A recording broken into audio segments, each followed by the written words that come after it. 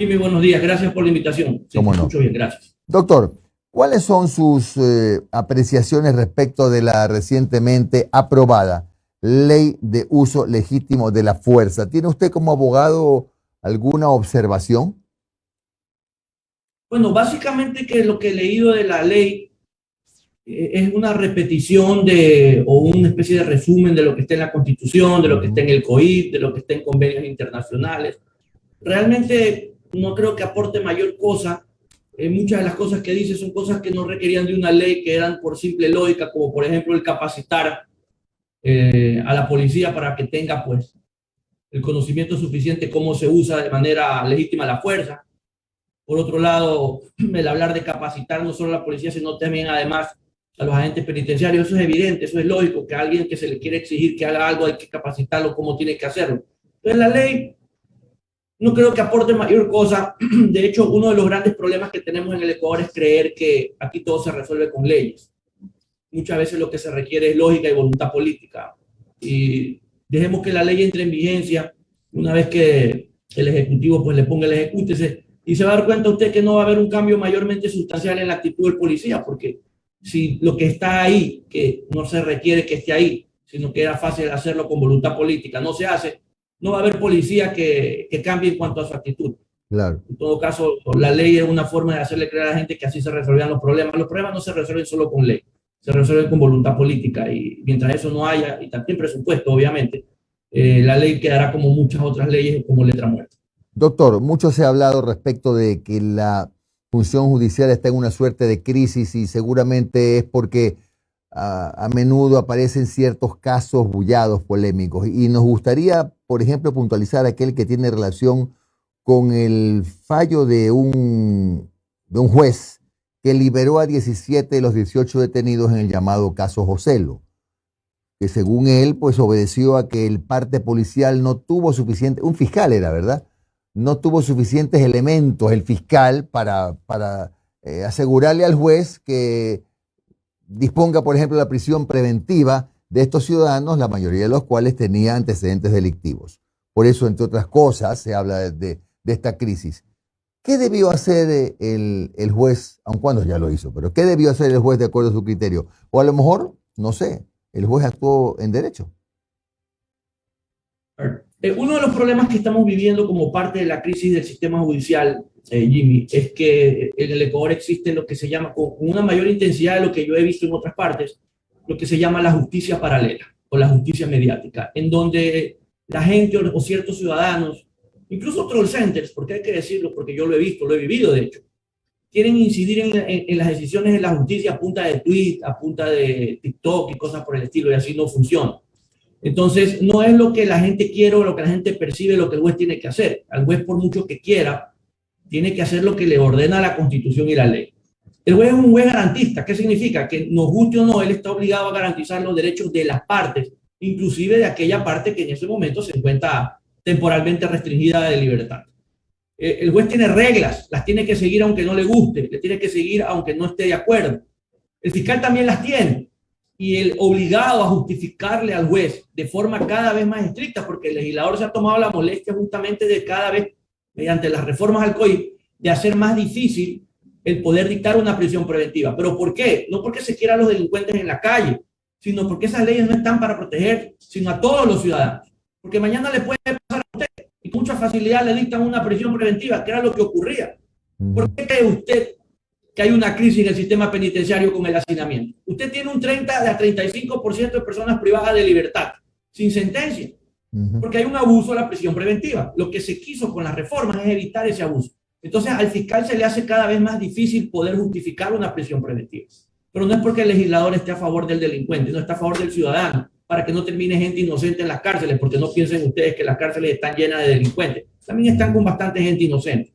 Entonces, lo difícil es en 24 horas, en que ya debe hacerse la audiencia, poder reunir elementos suficientes respecto a estas 18 personas para poder justificar una prisión preventiva.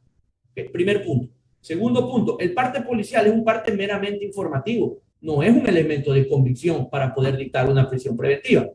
Respecto del pasado judicial, hablemos algo de eso, Jimmy. A ver, Claro. cuando alguien me dice Este señor tiene 16 detenciones. Ahí hay dos cosas que hay que tomar en cuenta.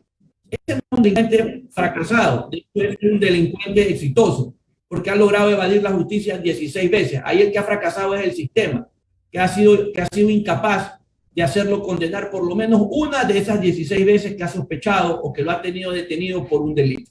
Entonces, ¿qué es lo que está fallando? Primero, 24 horas es bastante complicado en cuanto al tiempo para poder tener elementos respecto de 18 personas. Primero, porque el sistema, ¿verdad?, tiene problemas y tiene una crisis desde el momento en que tienen que conseguir las huellas y los videos. La ciudadanía a veces no colabora, los testigos no quieren ir, la gente de los videos no traigamos una orden judicial, de ahí hay que mandar a periciar esos videos. Eso difícilmente se hace en 24 horas. Entonces, eso es lo que muchas veces dificulta a la policía y al fiscal tener lo que se requiere para que un juez, aplicando la norma, pueda dictar una prisión preventiva. Entonces, no es tan sencillo como parece y el trabajo del juez tampoco es tan fácil. Bien, sigamos, Omar. Doctor, ¿cómo está? Omar Jaén le saluda.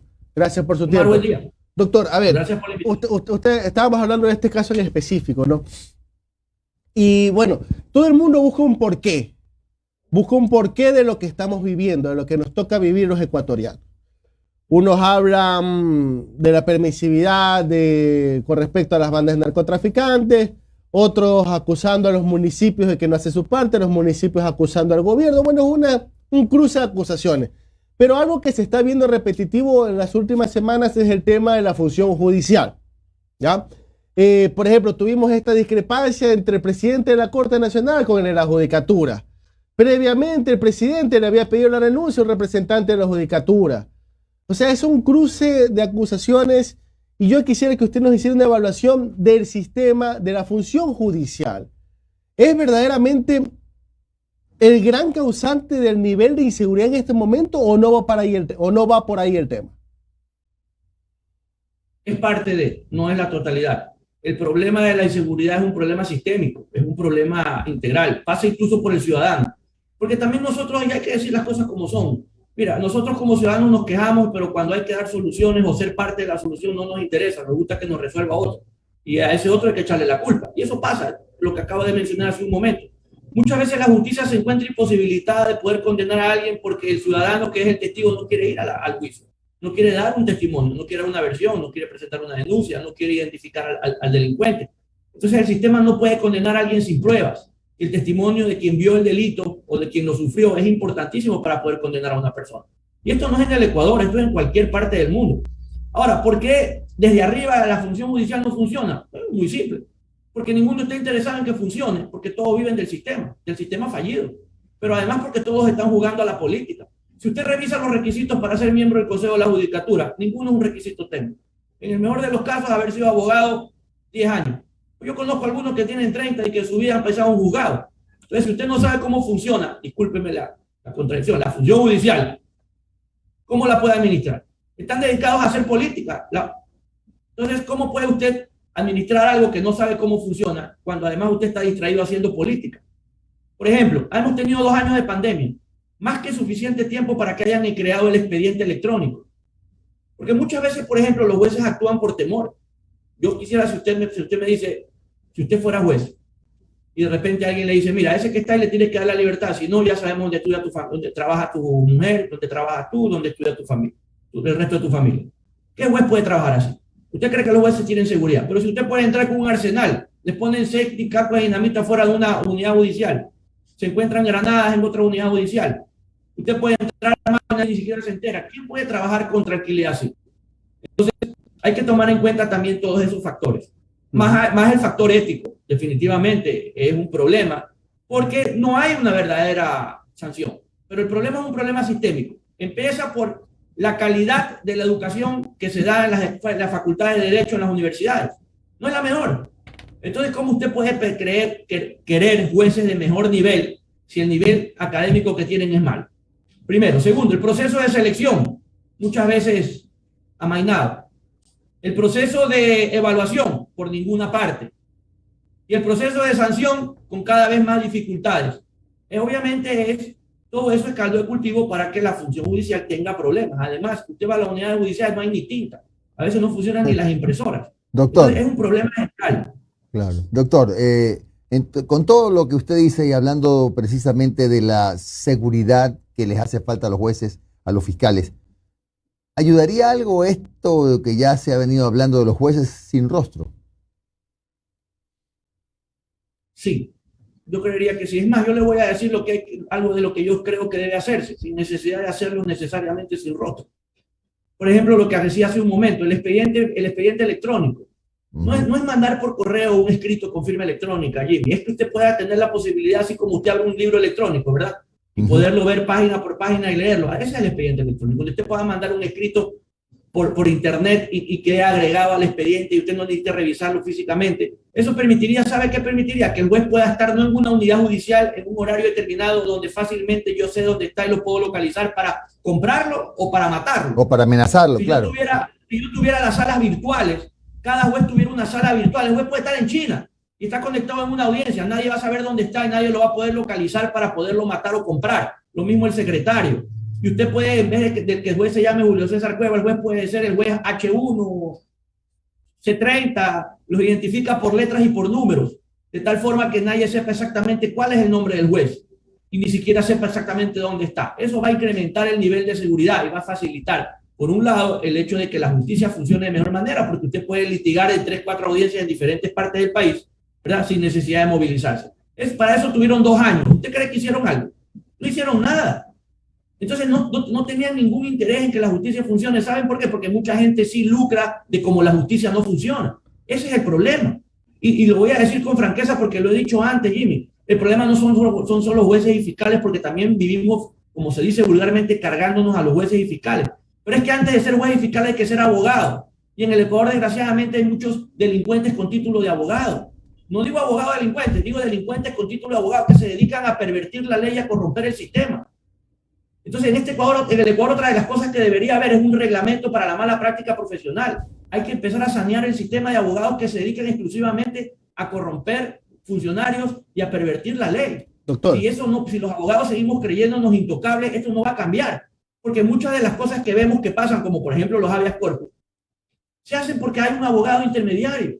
No es un asunto del juez. Claro, el juez obviamente coparticipa. Pero entonces, por eso decía yo, es un problema general. Primero, el ciudadano que no quiere al abogado que conoce la ley, sino al que conoce el juez. El abogado que está dispuesto por conocer al juez a cobrar una cantidad para que se haga algo que la ley no permite, y el funcionario que está dispuesto a hacerlo. Entonces es una cadena de sucesos. Es más o menos como cuando nos quejamos del funcionario público que se corrompe y el privado que lo corrompe, de ese no hablamos.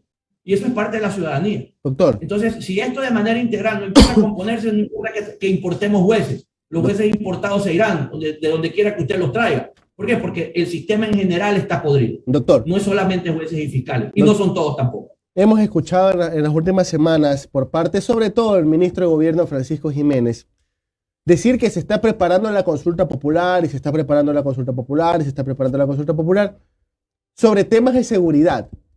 ¿Qué se podría plantear en una consulta popular para poder contrarrestar la ola de violencia en estos momentos? ¿Qué será el porte de armas? O quizás cambiar la estructura de la judicatura. ¿Usted qué cree que se podría preguntar sobre seguridad en una consulta popular? No se requiere preguntar nada. Es que ese es el problema. Al igual que ofrecen, es que el país va a mejorar con la seguridad cuando hagamos la ley. Hacer la ley no va a funcionar. No que la consulta, esa es la forma más simple de dilatar las cosas y de ganar tiempo para ver si es que algo cambia. Eso no va a cambiar. Por lo menos no va a cambiar para mejorar, va a cambiar para empeorar. Lo que hemos visto, secuestro, que ponen tacos dinamita, ese es el comienzo. Ese no es el fin. Ecuador está ya a puertas de ser el Colombia de los años 90. No nos damos cuenta porque esto no pasa de un día para otro, pero a eso vamos y eso está ocurriendo. Entonces, si usted tiene voluntad política, usted no requiere de una consulta popular, requiere de voluntad política. Y yo le voy a hacer, y de hecho no requiere ni siquiera de leyes, requiere de voluntad, insisto, le voy a dar varios ejemplos de cómo usted mejora la seguridad y no necesita reforma legal. En el país deberían hacerse varias cosas de manera inmediata. Por ejemplo, debería prohibirse absolutamente el uso de vidrios o películas antisolares. Todo el mundo circula como le da la gana aquí. Debería prohibirse la venta, eso lo pueden hacer los GATS. Debería prohibirse, por ejemplo, el que se importen vehículos de cualquier naturaleza con vidrios oscuros de fábrica, porque la excusa es no, es que son de fábrica. Entonces, si son de fábrica, la ley dice que sí los puede tener. Nadie debe tener vidrios. ¿Sabe qué debe pasar? Como en el Perú de los años 80 o de los años 90. de 19 horas a 6 de la mañana, usted circula con la luz interior encendida en el carro o va detenido. ¿Sabe qué hay que hacer también? Usted ve por Guayaquil y por todo el país carros sin placa. ¿Cuál es la excusa? Por eso decía el ciudadano, no me da la placa, porque el ciudadano está pensando es que sin placa me paso los radares y no me multan. Cuando lo lógico sería forzar a todo el mundo a usar placa. Y por último, si usted no tiene la placa de metal, oblíguelo a poner la placa de papel o con un sticker donde sea en el vidrio de adelante, el vidrio de atrás. A nadie le importa. Los motorizados andan sin placa, sin casco, cuando lo lógico es que por lo menos yo estaba en Colombia. En Colombia usted tiene la placa en la moto, la placa en el bolso ese si es que es un delivery, y la placa en el casco de un tamaño grande, tanto el conductor como el acompañante. Y pobre que no la tenga, se va con carro y con moto completo al canchón. Eso no necesita una reforma legal, requiere de voluntad política. Y el tema de las armas, doctor, y el tema de las armas. Y el tema de las armas, ¿qué le parece? Lo del porte, el porte de armas. Yo soy pro porte de armas, ¿ok? Pero no soy una persona, pero tengo que ser objetivo. Y siendo objetivo, lamentablemente, el problema ¿cuál es? ¿Usted cree que en el Ecuador va a haber un verdadero control de armas si no podemos controlar las 85.000 licencias falsas? Solo sabe Dios cuántos carnets falsos de discapacidad, cuántos carnets falsos de vacunación. ¿Usted cree que no va a haber carnet falsos de porte de armas? Pero si hace mucho tiempo, cuando se podía portar armas, la policía detenía gente con ametralladoras, con prontuario, y sin embargo cargaban permisos para portar armas. Entonces, desgraciadamente, el problema del Ecuador es un problema de poder controlar las cosas. Entonces, como usted no las puede controlar, ¿sabe lo que se hace? Se prohíben absolutamente. Y eso es lo que pasa en el Ecuador. Y si no, además lo convierte en delito. Doctor. Cuando lo lógico sería mejorar el sistema de control. Doctor. Ahora, el porte de armas no es para cualquier persona, pero sí es disuasivo. Claro. Pero el Ecuador no está preparado para poder controlar eso, desgraciadamente. Doctor, a ver, yo no voy a hacer ningún juicio de valor, pero le pregunto a usted como abogado, ¿qué opina acerca de la publicación en pantallas LED de rostros de presuntos delincuentes detenidos por la Policía Metropolitana y el aviso que ha hecho el municipio de que pronto también publicará allí mismo el nombre de los fiscales que están a cargo de esos temas? A ver, que es un atropello y una arbitrariedad muy común. No va a decir con toda franqueza, no soy político, Jimmy. Yo sí voy a hacer un juicio de valor. Es un atropello a los derechos de las personas. Lo que pasa es que todavía no les han puesto un buen juicio y todavía no les han sacado un buen dinero justamente por violar los derechos de la gente. Esto no es cuestión de que a mí me da la gana, porque el funcionario público lo primero que tiene que hacer es ser ejemplo de cumplir con la Constitución y la ley. ¿Y qué pasa si de mañana aparezco yo porque me cogieron por error, porque alguien dijo, no, el que me robó va con un saco azul y una camisa raya rosada, o el color que usted esté viendo en la pantalla? Yo estoy saliendo de mi casa sin querer, en ese momento, y me detienen a mí, no me dan ningún derecho a explicar y de repente aparezco en todas las pantallas. Segundo, sacar el nombre de los jueces y fiscales, ¿sabe lo que significa? Ponerlos en riesgo, pues, de que a alguien que no le guste vaya y los agreda. Entonces, si así vamos a mejorar la justicia, entonces tocará también que yo diga, bueno, pues si la alcaldesa cree que puede hacer eso, yo también creo que puedo portar un arma porque a mí no me van a asaltar. Entonces aquí cada uno hace lo que le da la gana. Entonces, este tipo de atropellos, de arbitrariedades no puede permitirse. Entonces, cualquier ciudadano, y lo digo con franqueza y con frontalidad, que vea su rostro aparecido ahí y que mañana el Estado no lo pueda condenar, tiene todo el derecho del mundo de demandar a la alcaldesa y a la alcaldía. Y los ciudadanos de reclamarle a la alcaldesa que pague con su plata lo que nos va a costar a nosotros, a los ciudadanos, el violar los derechos de la gente poniéndolos en las pantallas. ¿Por qué mejor no hace algo más sencillo? Porque controlan el tráfico. ¿Por qué no le ofrece un porcentaje de la multa para incentivar, uno, que no haya corrupción y dos, que lo hagan? Denle un porcentaje de la multa a los vigilantes que retengan los vehículos sin placa y con películas. Le aseguro que empieza una cacería sin precedentes, porque el vigilante, en vez de corromperse, sí va a querer posponer las multas, porque va a ganar algo por eso. Y el ciudadano se va a cuidar de no tener películas y de usar placas. Empecemos por ahí. Haga las cosas que sí puede hacer en lugar de violar derechos, porque eso sí lo puede hacer. No les interesa porque estamos en campaña. Y mientras más bulla haya, es mucho mejor. Y así no funciona el país, por eso no funciona. Buenos días, doctor. Noris Arroyave le saluda. Sobre el tema de las pantallas LED y la presencia de los supuestos delincuentes que atrapan los metropolitanos, lo que usted está diciendo queda claro en el término de derecho, pero la ciudadanía sí ha upado un poco esta situación, porque lo que dicen es, claro, agarran al delincuente y por lo menos ahí está la cara, a ver si les da vergüenza. Un poco le digo lo que la gente, y he leído, ¿no? El sentir de la ciudadanía, y como usted decía, bueno, tenemos una autoridad que debería ser quien ponga el ejemplo. la ciudadanía pide muchas cosas, muchas de esas cosas no se pueden hacer, salvo que queramos seguir siendo lo que realmente somos. Nosotros no somos una sociedad, por si acaso, somos una aldea con celulares. En otras partes del mundo, por eso nadie, ni cuando ven una sentencia de la corte, la gente se ríe, nadie nos toma ni siquiera en serio. Entonces, así no funciona la cosa. La ciudadanía quiere muchas cosas, claro, porque justamente porque quiere preso al que arranchó el celular, usted tiene 15.000 personas además en la penitenciaría, que cuando salen ya no salen como arranchadores de celular, salen como sicarios. No sé cuál fue la ganancia de la ciudadanía ahí. Meter a alguien como arranchador y sacarlos como sicarios o como narcotraficantes, no sé qué ganamos como sociedad. Y a todo el mundo lo queremos preso por cualquier cosa, y cada cosa que no nos gusta en Twitter, enseguida lo queremos convertir en delito y queremos que alguien lo sancione, y pobre que alguien no lo sancione. Y por eso hay tanta gente inocente en las cárceles, porque no crea usted que están llenas de delincuentes solamente. Entonces sí, la ciudadanía puede querer muchas cosas. La pregunta es, si somos realmente una sociedad, hay que comparar lo que yo quiero con lo que nosotros hemos aprobado como constitución y hemos aprobado como ley a través de los legisladores. Entonces, queremos mejores constituciones o mejores leyes, escojamos mejores funcionarios. Cuando vamos a las urnas, pues no al más guapo, no al más bonito, no al que sonríe más, no al más conocido. Pero eso de que la gente quiere, sí. También la gente quiere el rostro hasta que el rostro que aparece ahí es su hijo. La gente quiere que le dé bala a cualquiera que yo crea que sea delincuente hasta que a quien le meten bala es su hijo. Y entonces ahí sí todo está mal y no funciona. Por eso, de hecho, como sociedad no funcionamos. Doctor. No es cuestión de hacer lo que yo quiero o lo que la ciudadanía quiere, es cuestión de decir, sí, señor, yo también podría querer que salga el rostro de la gente que yo creo que es un delincuente. Pero desgraciadamente hay lo que se llama presunción de inocencia, protección de la imagen.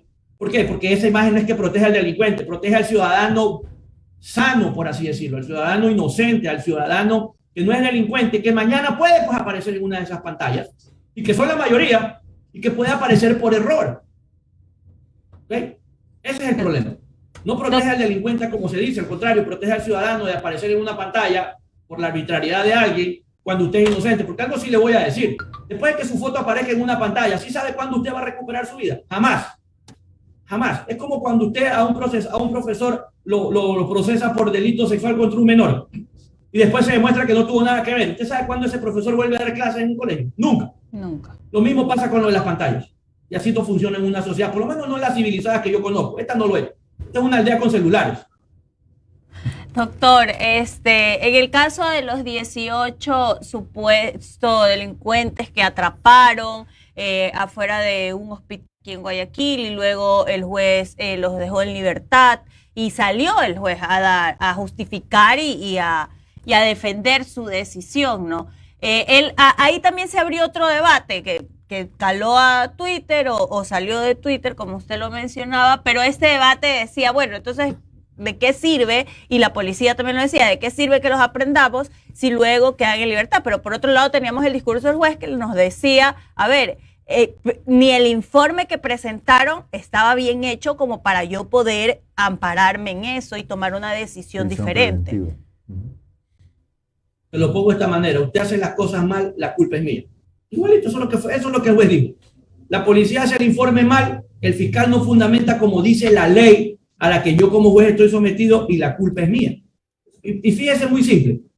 ¿Cuántas armas encontraron? ¿18 o 3? Encontraron 3. Los detenidos eran 18.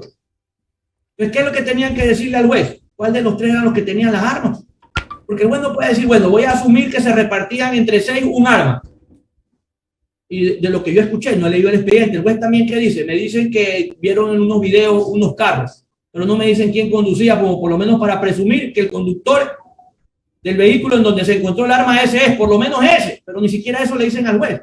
Entonces le pedimos milagros al juez.